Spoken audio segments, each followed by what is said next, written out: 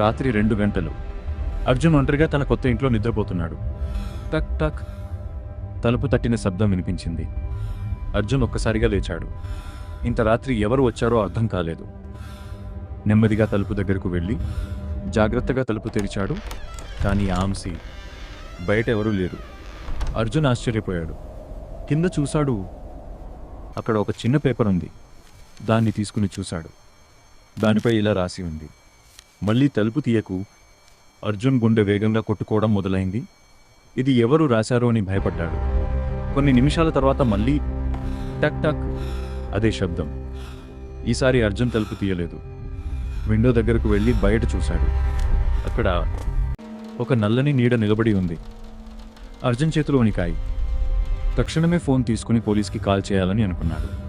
అప్పుడే ఫోన్లో ఒక మెసేజ్ వచ్చింది: నువ్వు ఇప్పటికే ఒకసారి తలుపు తెరిచావు. అర్జున్ ఇంకా ఎక్కువగా భయపడ్డాడు. అతని వెనుక ఏదో కదలిక వినిపించింది. నెమ్మదిగా తిరిగి చూశాడు. అక్కడ అదే నల్లని నీడ అతని వెనుక నిలబడి ఉంది. అర్జున్ షాక్ అయ్యాడు. ఇది లోపలికి ఎలా వచ్చింది అని అర్థం కాలేదు. అతను నెమ్మదిగా అద్దం వైపు చూశాడు. అద్దంలో కనిపించిన దృశ్యం చూసి అతని గుండె ఆగిపోయినట్టయింది. ఆ నీడ అర్జున్ లాగే కనిపించింది. అప్పుడే అతనికి అర్థమైంది, కొన్ని తలుపులు బయటికి కాదు, మన లోపలికి తెరుచుకుంటాయి.